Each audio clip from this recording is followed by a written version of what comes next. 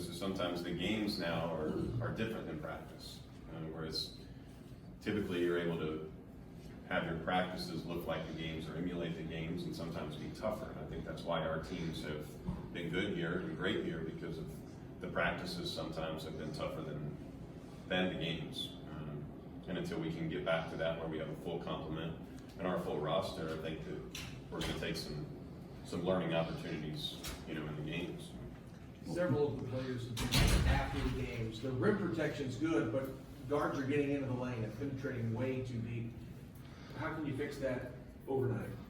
You can't. I mean, I think it's something that we have to, put them in situations in practice through drills.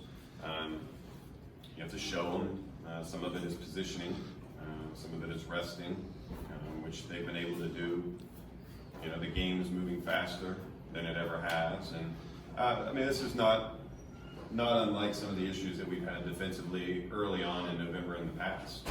Whereas, the ball moves quicker, players are quicker, whether they play at Evansville or Michigan State or Utah Valley.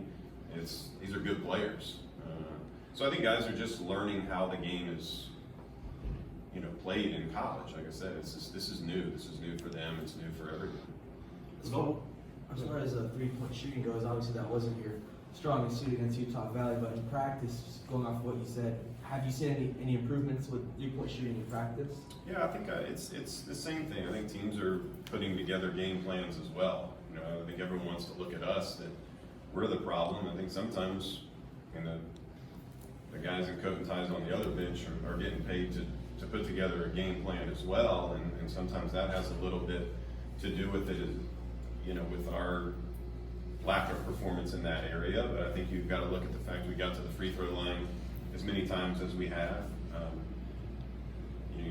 Teams talking about not fouling, well, they're not doing a very good job of that if we're getting to the free throw line 30 plus times. I think you look at how we're scoring the ball and we only make one three-pointer, you score 80-some points, that's a positive thing. So I think we're trying to look at what we're doing well, and some of the other things, will change over time. With all the injuries you guys have any of the walk-ons emerged as potential options like Brad was a few years ago? Guys, our team is comprised of guys that we think can always potentially play. I think, our better players are going to play more. But I think with what Brennan's doing for us and now Ben, they're guys that are adding value to our team. It might not show up in the box scores on game days, but they're definitely adding value, day in and day out.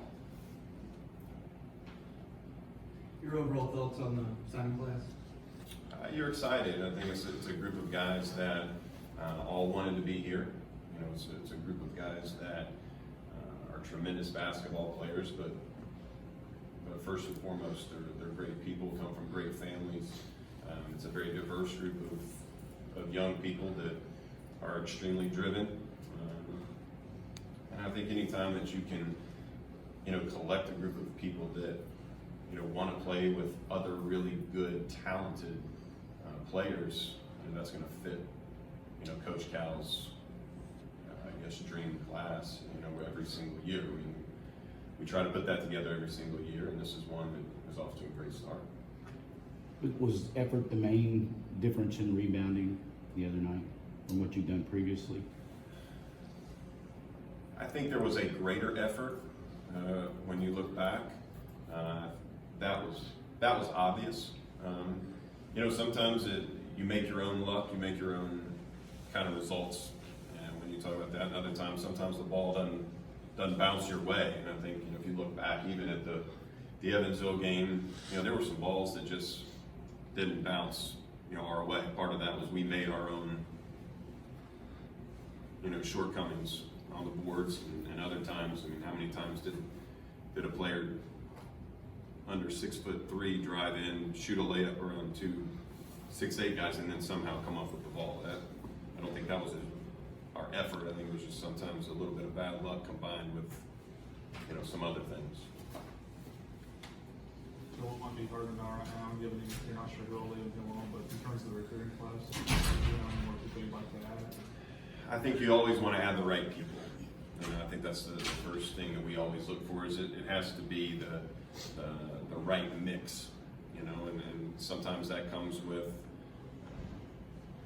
roster management. I think sometimes it comes with, you know, time and what your team might look like next year, and that's both of guys coming in and going out. So I think we'll still continue to look, and then some of that is still to be determined. Anything else, folks? All right. Thanks, guys.